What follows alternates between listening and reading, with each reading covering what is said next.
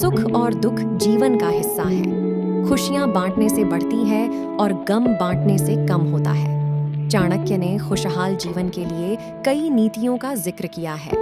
विपरीत परिस्थितियों में खुद को कैसे संभालकर आगे बढ़ना है, इस पर चाणक्य ने अपने विचार इस कहानी में व्यक्त किया है। तो इस मोटिवेशनल कहानी को अंत तक जरूर देखना। जीवन में कभी हिम्मत मत हारना।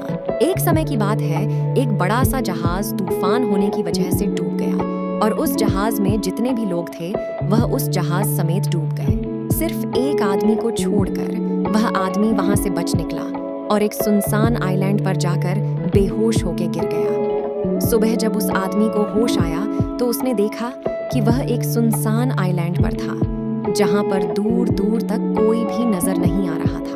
वह आदमी ऊपर वाले की तरफ देखकर दुआ मांगने लगा कि मेरी मदद करो, इस सुनसान आइलैंड पर किसी न किसी को भेज दो।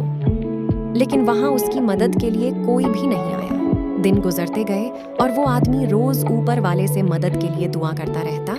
फिर कुछ दिनों बाद उसने दुआ करना ही छोड़ दिया। उस आदमी ने वहां से बचने की उम्मीद ही खो दी। उसका सब्र टूट चुका था।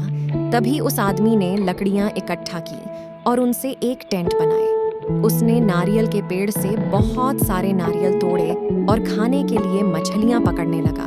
पूरी 15 से 20 दिन निकल चुके थे और उस आदमी ने यहाँ से निकलने की पूरी उम्मीद खो चुकी थी। इसीलिए उसने तकरीबन 20 दिन की मेहनत के बाद वहीं पर एक लकड़ियों का घर बना लिया था। एक दिन जब वह जंगल में नारियल तोड़ने के लिए गया और वापस आया तो उसने देखा कि उसने जो घर बनाया था उसमें आग लग चुकी थी।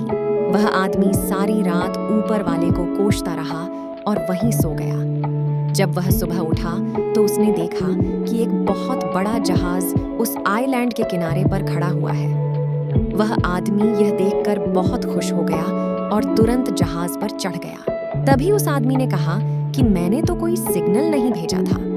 तभी वह आदमी सोचने लगा और उसे याद आया कि रात में जो उसका टेंट जल गया था, जो उसने घर बनाया था, जो जल चुका था, शायद उसी की वजह से ये लोग यहाँ पर आए हैं। सेम चीज हमारे साथ भी होती है। हम सब रोज कई सारी प्लानिंग करते हैं और अगर चीज हमारी प्लानिंग के हिसाब से नहीं होती है तब हम बौखला जाते हैं। किसी चीज को लेकर हमारी उम्मीद पूरी तरह से टूट जाती है। हमारा सब्र हमें आवाज देने लग जाता है और हम ऊपर वाले को ब्लेम करने लग जाते हैं। लेकिन आपको नहीं पता कि उसका प्लान आपके लिए क्या है।